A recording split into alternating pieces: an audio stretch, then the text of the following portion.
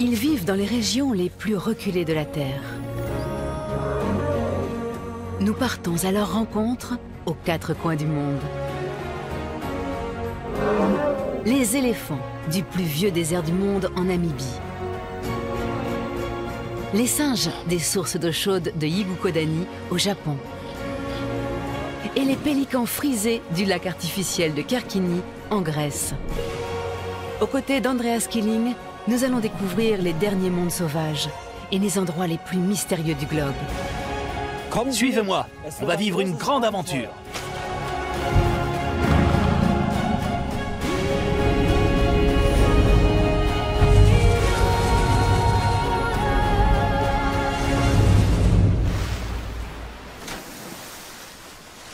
Ce sont de redoutables prédatrices, et comme beaucoup de leurs congénères, elles sont très curieuses. Les fausses orques, également appelées fausses épaulards. Elles ne sont pas directement apparentées aux véritables orques. De décembre à mai, les fausses orques font leur apparition au large de l'île du Nord en Nouvelle-Zélande. Andreas est venu les observer avec Jochen. Personne ne connaît ces delphinidés mieux que lui. Tu étudies les fausses orques depuis des années et tu as découvert des choses surprenantes. Oui, les fausses orques sont très souvent victimes d'échouages massifs. Et jusqu'à présent, la plupart des choses que l'on savait d'elles provenaient de ce genre d'événements. Cette étude est l'une des toutes premières au monde à traiter de ces animaux en pleine mer. Nous savons aujourd'hui qu'ils sont très sociables, qu'ils vivent en groupe pouvant dépasser la centaine d'individus et qu'ils se nourrissent principalement de seiches et de poissons. Une animation 3D des résultats de recherche de Jochen montre les liens étroits qui unissent les fausses orques.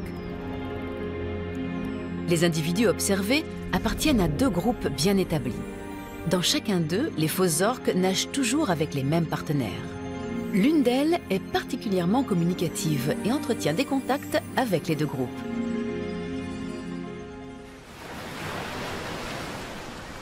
Mais les fausses orques ne vivent pas en vase clos. Souvent, de grands dauphins rejoignent leur communauté. Depuis de nombreuses années, Jochen cherche à savoir pourquoi ces deux espèces nagent ensemble.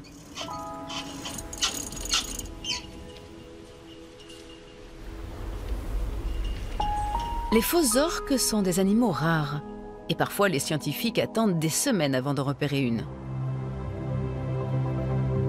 Jochen et Andreas croisent dans la baie des îles. C'est dans ce labyrinthe de 144 îles que les Maoris ont débarqué il y a 800 ans. Cette région est considérée comme le berceau de la Nouvelle-Zélande.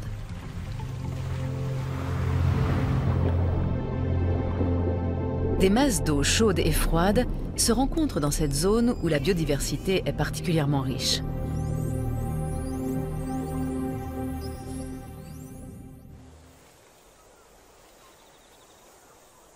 Andreas et Jochen repartent à la recherche des fausses orques.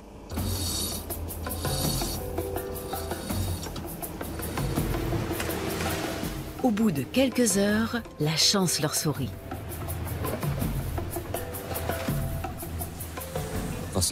Ce qui me frappe, c'est que certaines ont des nageoires caudales très particulières, comme si leurs ailerons avaient été grignotés.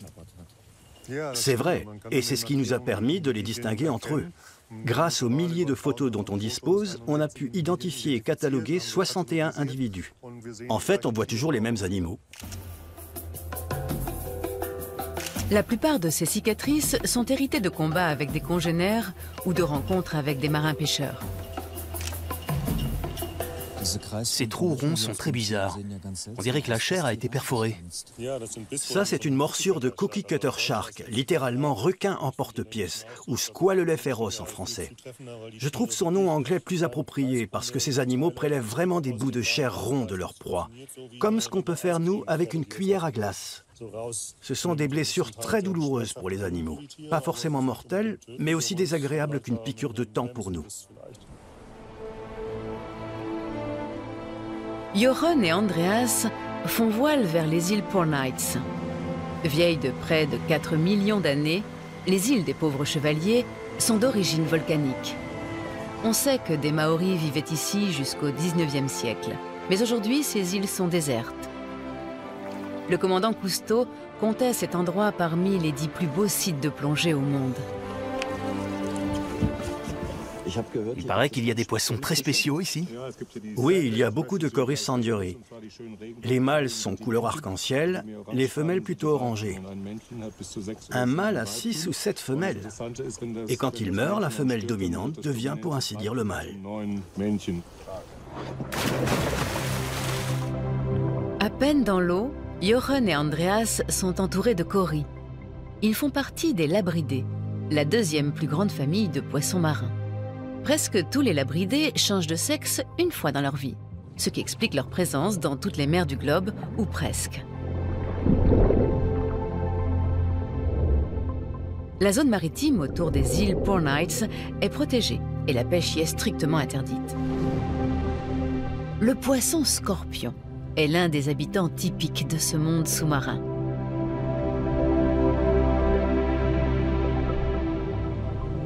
Une murène mosaïque croise la route des plongeurs. Ici, autour des îles, l'eau est un peu plus chaude que près des côtes, grâce à un courant chaud venu d'Australie qui charrie aussi des larves de poissons.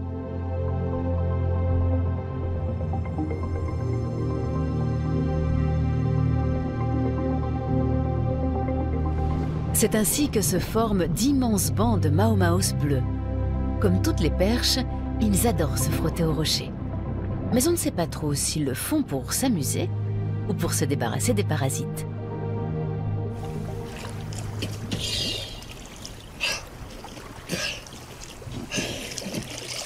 Quelle plongée fantastique! Je ne m'attendais pas à voir autant d'espèces différentes. Pour autant, les deux hommes n'ont vu ni fausses orques ni dauphins. De retour sur le bateau, Jochen montre à Andreas ce qu'il convient d'appeler un scoop. Regarde, Incroyable. il vole.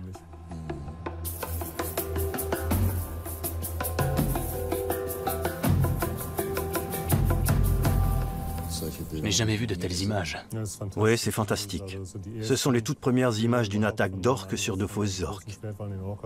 Réussir à filmer ça, c'est comme gagner le gros lot. Avant ça, on ne savait même pas que les fausses orques étaient attaquées par les orques. Et ça s'est passé ici, dans la baie des îles. Ouais, juste là où nous sommes. La mère a réussi à s'échapper, elle a survécu, mais les orques ont mangé son petit. La mère s'est échappée, puis elle est revenue en arrière pour essayer de secourir son petit, mais finalement elle s'est rendue compte que ce n'était pas possible. Alors elle l'a abandonné. Les photos montrent l'attaque dans toute sa brutalité et aussi la différence de taille flagrante entre les deux espèces d'orques. En 25 secondes seulement, l'affaire était réglée.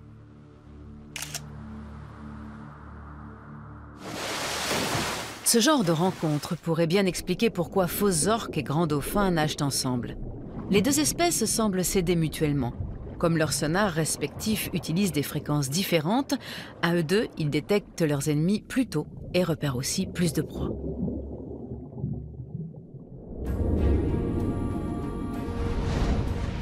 Des eaux turquoises de la Nouvelle-Zélande au sable du plus vieux désert du monde sur la côte ouest de l'Afrique.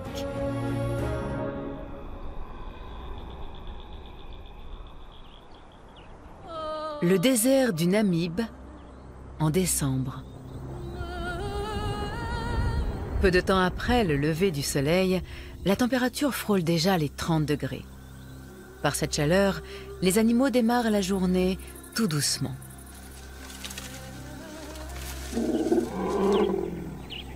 Une famille d'éléphants du désert a pourtant élu domicile ici, dans la vallée de la rivière Hohanib, l'une des dernières contrées vraiment sauvages de Namibie. Dans sa tente chauffée à blanc, Andreas a mal dormi. Il est épié par des babouins qui lui mijotent un mauvais coup.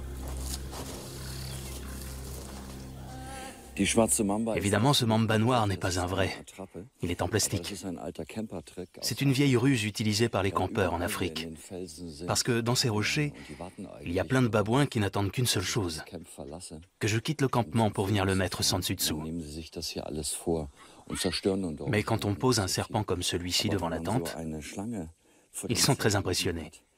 Car aussi intelligents soient-ils, les babouins sont incapables de distinguer un vrai serpent d'un faux. Pour une fois, voilà une assurance cambriolage qui ne coûte pas cher.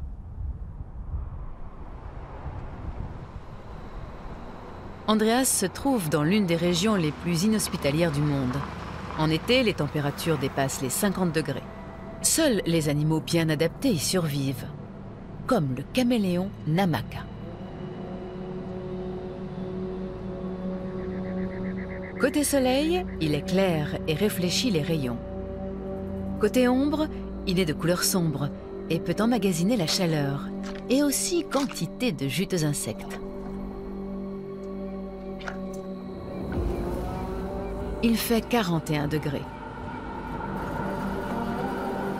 À cette température, un humain doit ingurgiter au moins 4 litres d'eau par jour pour maintenir sa température corporelle à 37 degrés.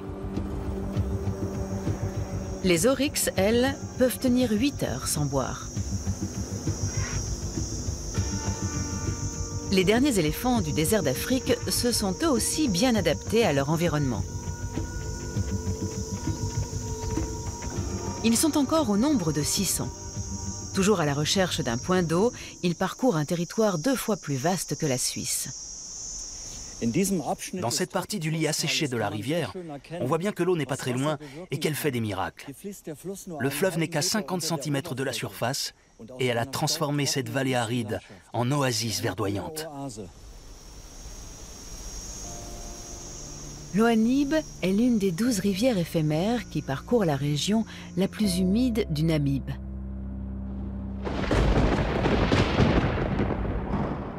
Leur lit ne se remplit d'eau que tous les 2 ou 3 ans, en fonction de la fréquence et de la quantité des précipitations. Lorsqu'il pleut beaucoup, la rivière gonfle parfois de plusieurs mètres et reste en surface quelques jours.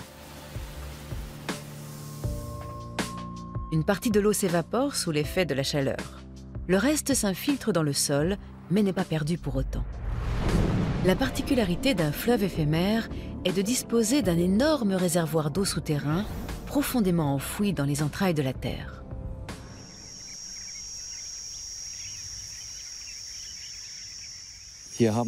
Des éléphants ont creusé ici pour trouver de l'eau. Les éléphants peuvent littéralement sentir l'eau. Et on peut se fier à leur trompe. Là où ils ont creusé, il y a forcément de l'eau.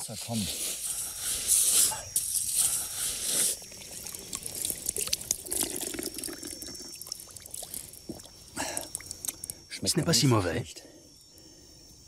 Un peu saumâtre, mais plein de minéraux. Mais creuser, c'est pénible, même pour les éléphants. Voilà pourquoi ils se déplacent régulièrement jusqu'aux quelques rares trous d'eau permanents de l'Oanib. Leur route est parfois bordée d'arbres extrêmement bien élagués.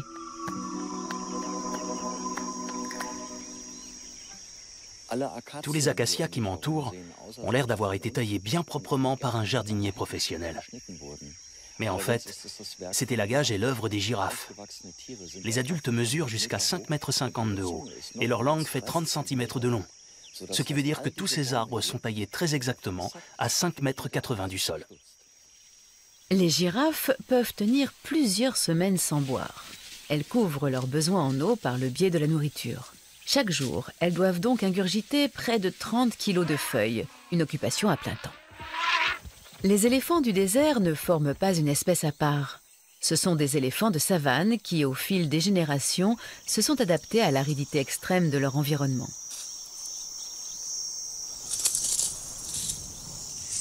Ça, ce sont les fruits de l'acacia albida.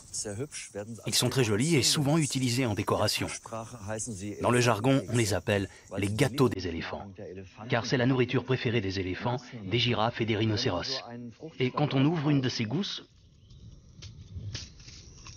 on voit qu'à l'intérieur, il y a des graines grosses comme celles des courges.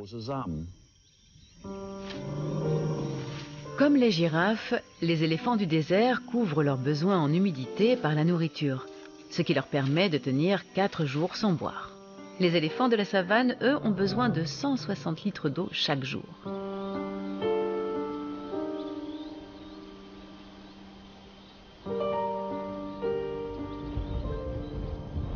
Les pachydermes évitent le soleil de midi. Pour eux, c'est absolument vital. Comme ils ne peuvent pas transpirer, la canicule a raison même des plus endurcis. Au bout de quelques jours, leurs réserves sont épuisées. Parfois, les éléphants doivent parcourir 70 km jusqu'au prochain trou d'eau. Mais ils ne partent jamais au hasard. Car de génération en génération, les femelles dominantes de la petite harde inscrivent l'emplacement de ces points d'eau dans leur mémoire. Pendant la sécheresse, qui a duré de 1978 à 1982, des milliers d'écureuils du désert et de zèbres ont péri dans le nord-ouest de la Namibie. Même si eux aussi sont bien adaptés à cette région hostile, ils n'ont pas la mémoire phénoménale des éléphants, dont aucun n'est mort de soif au cours de cette période extrême.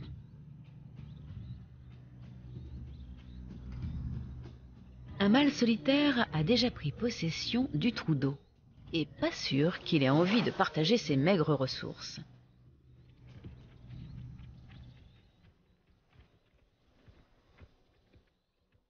De fait, il ne voit pas arriver la petite troupe d'un très bon œil. Totalement décomplexé, un jeune éléphant commence à s'abreuver.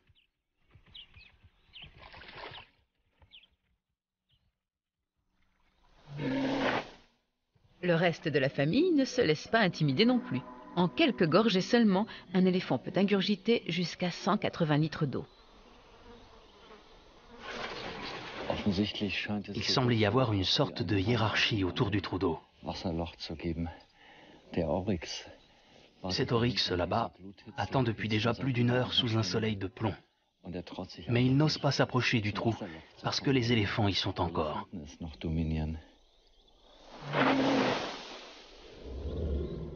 Il y a de l'électricité dans l'air. Le mâle est visiblement nerveux.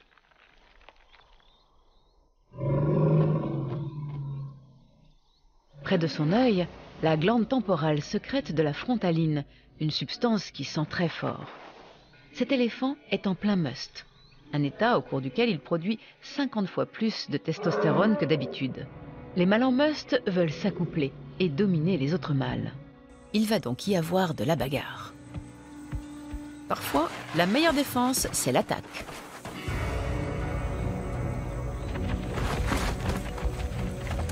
C'est le choc des titans.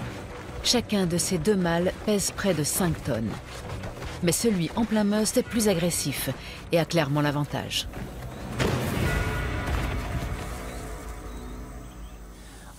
Les éléphants du désert ne devraient pas se permettre de dépenser autant d'énergie dans cet environnement aussi aride.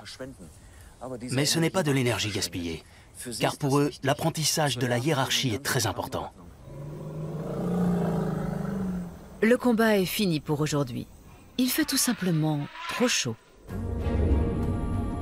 De la chaleur écrasante de la Namibie aux montagnes enneigées du Japon.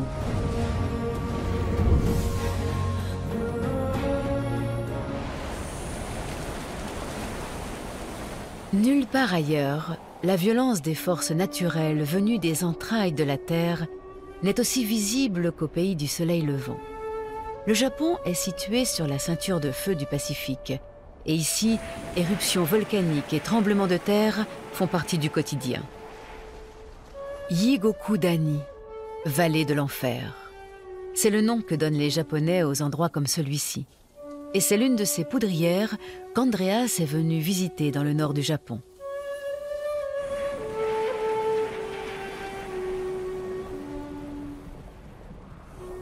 Sous mes pieds, ça bouillonne et ça sent très fort l'œuf pourri, à cause de la très grande quantité de sulfure d'hydrogène dans l'air, elle-même due à l'intense activité volcanique souterraine. Il y a 265 volcans au Japon, dont 60 sont entrés en éruption au cours des 200 dernières années. L'archipel japonais est constellé de volcans. Un séisme sur 5 au monde se produit ici. Au Japon, 40 volcans au moins sont encore actifs.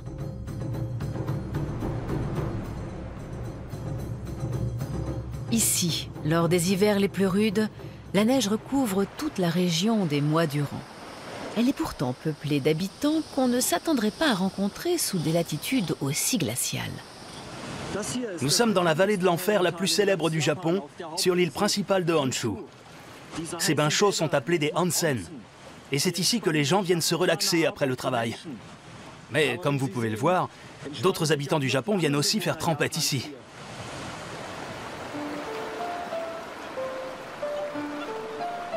Quoi de mieux qu'une eau à 42 degrés pour se réchauffer un peu? Les macaques du Japon, également appelés singes des neiges, sont les seuls primates à vivre autant au nord. Ils sont arrivés du continent il y a 500 000 ans, grâce à un isthme. Sur le plan strictement zoologique, les singes des neiges ne forment pas une espèce à part. Mais de tous les macaques, ils sont certainement les plus décontractés. Un macaque du continent est plus petit. Il a les oreilles décollées et une longue queue. Plus grand, le macaque du Japon a une fourrure bien plus épaisse, dans laquelle ses oreilles disparaissent presque complètement. Sa queue est quasiment inexistante. Ces caractéristiques, qui sont des adaptations physiologiques au froid, permettent au singe des neiges de maintenir au maximum sa chaleur corporelle.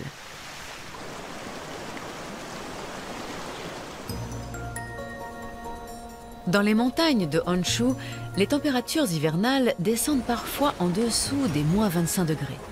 Un environnement difficile qui met l'organisme à rude épreuve, qu'il soit humain ou animal. Ce matin, Andreas s'est levé très tôt pour observer les macaques du parc. À peine réveillés, ils se dépêchent d'aller prendre leur bain. Un comportement atypique pour les singes qui, d'ordinaire, n'aiment pas trop l'eau.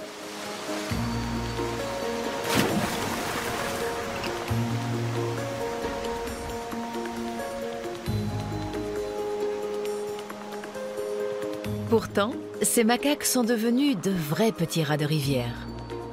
Plus il fait froid, plus le clan s'attarde dans l'eau bienfaisante. Chez les macaques du Japon, ce sont les femelles qui font la loi. Et le rang qu'elles occupent dans la hiérarchie se transmet de mère en fille.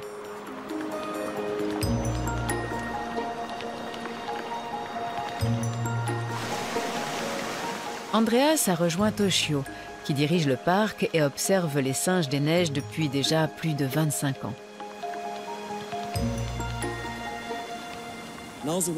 En ce moment, le temps est plutôt doux. Mais j'ai entendu dire que les hivers où il fait très froid, vous faites parfois du feu et les singes viennent s'y réchauffer. Est-ce que c'est un comportement spécifique aux singes des neiges? Contrairement à d'autres animaux, les singes des neiges sont très intelligents.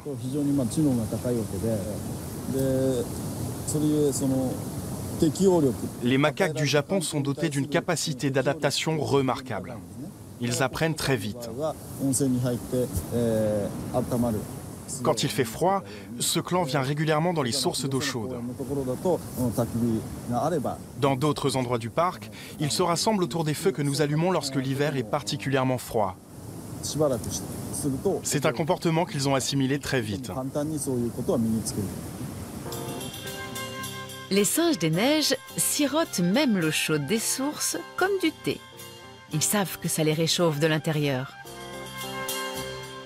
Tout a commencé avec une graine de soja comme celle-ci. C'est pour la récupérer qu'une femelle baptisée Mukobili a plongé pour la première fois dans l'eau. Ses congénères l'ont regardé faire, puis elles l'ont imité et ont transmis ce comportement à leurs enfants.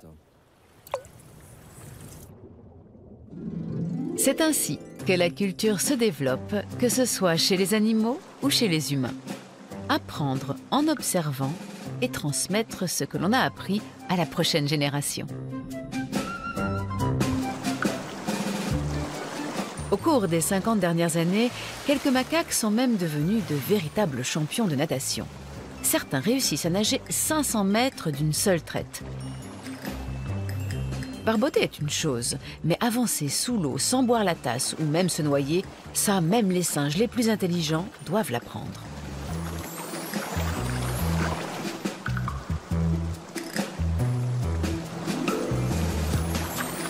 Mais tôt ou tard, il faut bien regagner la terre ferme.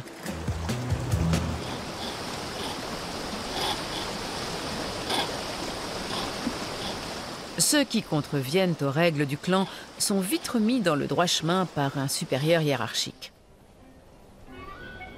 La plupart du temps, les singes des neiges cohabitent pacifiquement et passent des heures à chercher de quoi manger. Au cours de l'hiver, ils perdent presque un cinquième de leur poids.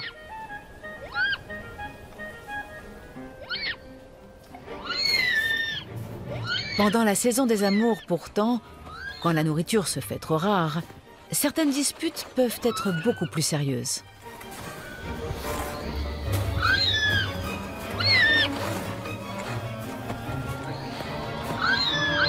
Mais ce genre d'épreuve de force ne dure pas longtemps.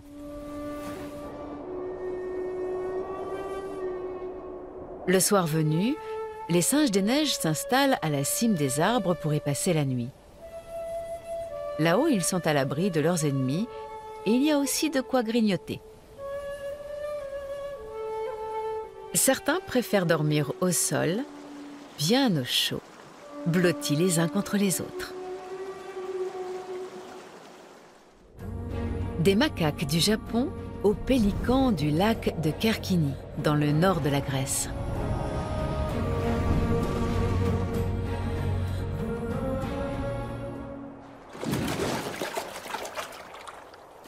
Cet oiseau-là a bien du mal à fermer son clapet. Son sac gulaire peut contenir 14 litres d'eau et lui sert d'épuisette. Chaque jour, un pélican frisé adulte ingurgite 1,5 kg de poisson. Son nom, il le doit à sa drôle de coiffure. En février, les pélicans commencent à acquérir leur plumage nuptial. Les plumes au niveau de la tête et de la nuque sont plus longues, en tout cas chez les adultes. Et c'est ce qui donne cette coiffure plutôt marrante. C'est sûr que, côté frisette, moi je ne peux pas rivaliser. Pour beaucoup d'ornithologues, les pélicans frisés sont les plus beaux de leur espèce. Avec des ailes qui atteignent 3,50 m d'envergure, ils sont aussi les plus grands et les plus rares. Andreas est venu filmer ces oiseaux dans le parc national du lac de Kerkini, où certains d'entre eux passent l'hiver. Malgré leurs 13 kilos, les pélicans frisés atterrissent en toute élégance. Ils coulent des jours heureux au lac de Kerkini, un petit paradis de 15 km de long sur 6 de large. Même s'il est difficile de s'en rendre compte en hiver, le climat ici est soumis à de fortes influences méditerranéennes.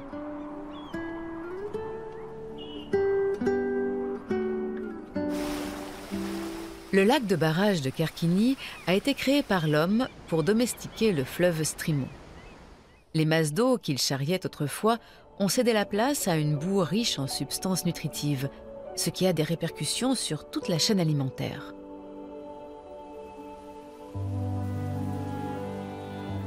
Car les algues poussent en abondance dans le lac, pour le plus grand bonheur de tous ses habitants, à commencer par les oiseaux aquatiques.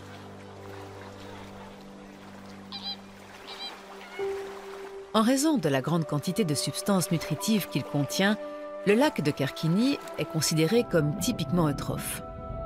Positif à première vue, cet excès de nutriments peut aussi s'avérer néfaste.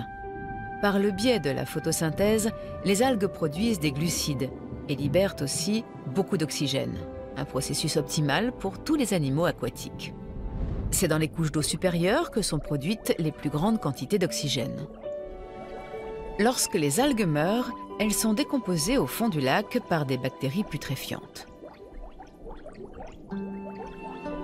Mais pour ce faire, elles consomment de l'oxygène, et plus le lac est profond, plus il leur en faut.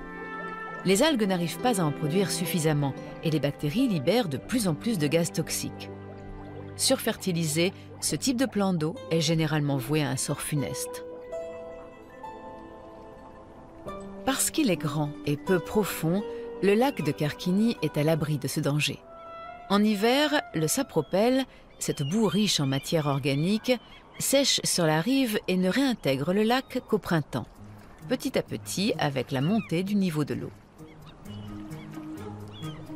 L'équilibre écologique du lac de Kerkini est donc assuré au profit des pélicans, mais aussi des pêcheurs qui n'hésitent pas à céder aux oiseaux leurs prises accidentelles.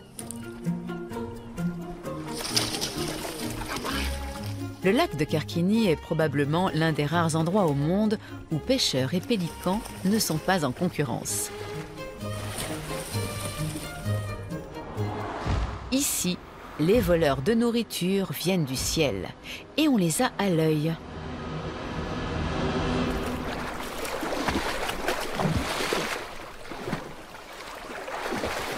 Cette mouette audacieuse n'y reviendra pas à 2 fois.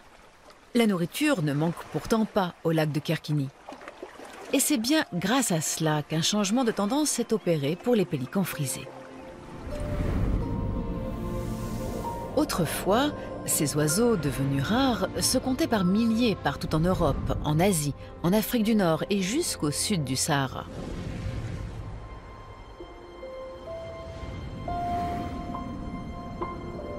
Si l'espèce est aujourd'hui éteinte dans de nombreux pays, c'est notamment à cause de la chasse et de la destruction de son habitat. Actuellement, il ne reste plus que 4 à 5 000 couples en âge de procréer, pour la plupart dans les pays de l'ex-Union soviétique. Une poignée vit également en Roumanie et en Turquie. La Grèce, quant à elle, accueille près de 1500 individus.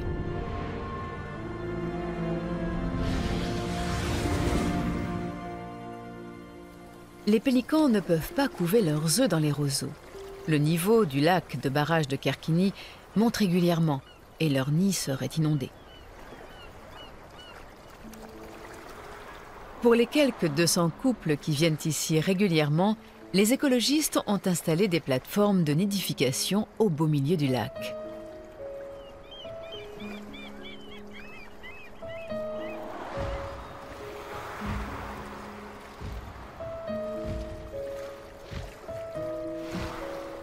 La plupart du temps, ce sont les mâles qui se chargent d'apporter les matériaux nécessaires à la construction du nid. Pendant que les uns s'installent, d'autres s'accouplent. Théodoros, le directeur du parc, veille de loin sur ses protégés.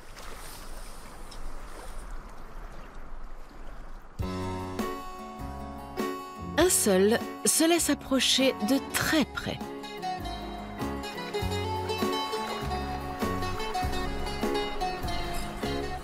Bonjour Klaus. Il s'appelle vraiment Klaus. Ce pélican a été recueilli ici sur le lac il y a plusieurs années, alors qu'il n'avait que 3 semaines. L'un des pêcheurs qui l'a trouvé avait longtemps vécu en Allemagne, et il aimait beaucoup le prénom Klaus. Ce pélican a passé les 3 premières semaines de sa vie dans un nid avec d'autres oiseaux, si bien qu'il se perçoit lui-même comme un oiseau et non comme un humain. Mais du coup, il est devenu très familier avec les hommes. Là, il revient juste de Mésopotamie, l'actuel Irak. Donc il est un peu fatigué et il a surtout très très faim. Bien.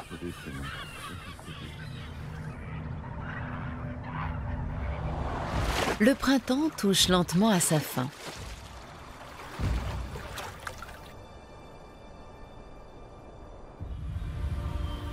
Début juin, Andreas revient au lac de Kerkini avec Léo. Il veut voir comment se portent les petits qui viennent juste de naître dans ce paradis pour oiseaux.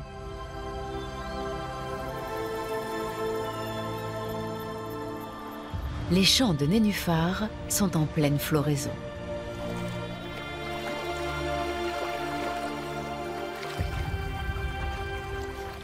Il y a encore 3 mois, des buffles d'eau pâturaient ici. Aujourd'hui, tout est complètement sous les eaux. C'est une gigantesque plaine alluviale. Comme l'eau est peu profonde, elle se réchauffe très vite et la vie explose littéralement. Les plantes aquatiques et les petits poissons pullulent. Un véritable Eldorado pour les oiseaux et les amoureux de la nature. La grèbe huppée donne à ses petits leur premier cours de plongée. Une bonne méthode pour se mettre à l'abri des prédateurs. Un peu partout, les oiseaux donnent de la voix. Des spatules blanches, une espèce rare, se sont bien installées ici. Leurs petits sont encore un peu chiffonnés. Un bihoreau gris garde un œil de braise sur tout ce petit monde.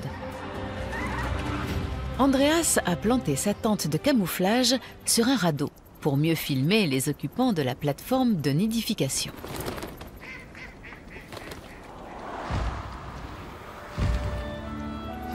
Les petits du pélican frisé n'hésitent pas à enlever le pain de la bouche de leur mère.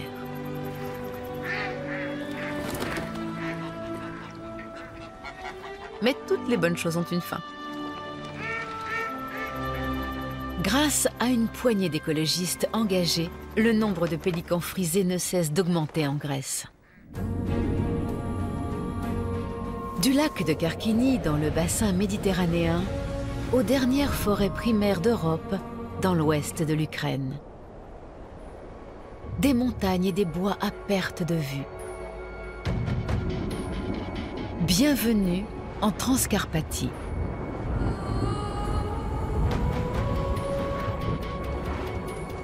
Cette région méconnue est située à l'extrême ouest de l'Ukraine, tout près des Carpates. Ses voisins directs sont la Roumanie, la Hongrie, la Slovaquie et la Pologne. Depuis toujours, la région constitue une sorte de frontière entre l'Est et l'Ouest. Viens Cléo, elle ne va pas te manger. C'est à peine croyable. Tout autour de moi, d'immenses forêts et de verts pâturages. Géographiquement parlant, nous sommes ici presque au centre de l'Europe. Derrière moi, c'est le mont Overla. Il culmine à 2061 mètres et c'est la plus haute montagne d'Ukraine. Allez, viens. Grâce à sa situation frontalière, la Transcarpathie abrite encore des forêts primaires qui offrent un habitat à de nombreux animaux devenus rares, comme le loup ou la chouette de l'Oural.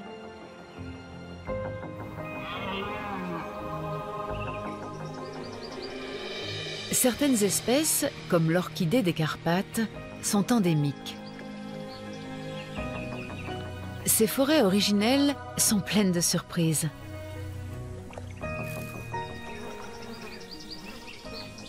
Ce lac de montagne grouille de tritons. Ici, il y a une espèce rare et endémique, le triton des Carpates. Ces batraciens ne vivent qu'ici, dans ces montagnes. Je ne sais pas si vous avez déjà léché un triton, mais c'est très amer. C'est sa technique pour se protéger des prédateurs.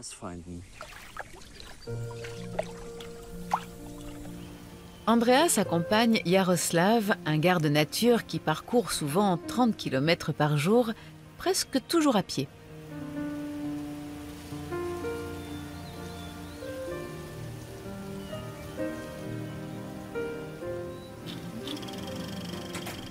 Yaroslav est un Hutzul.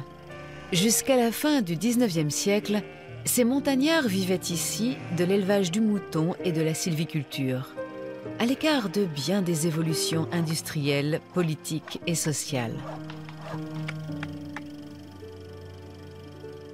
Les Hutzul sont un peuple fier, avec sa propre langue et ses propres coutumes. Ils sont indissociables des poneys du même nom. Ces petits chevaux rustiques sont très proches du tarpan, l'ancêtre de la plupart des races actuelles. L'Ukraine veut protéger les forêts de cette région si particulière. Michael, de la Société zoologique de Francfort, sait qu'elle a peu de chances d'y arriver sans aide internationale. Il est venu livrer du matériel et un véhicule tout-terrain aux gardes chargés de surveiller les parcs nationaux, car leur mission est essentielle.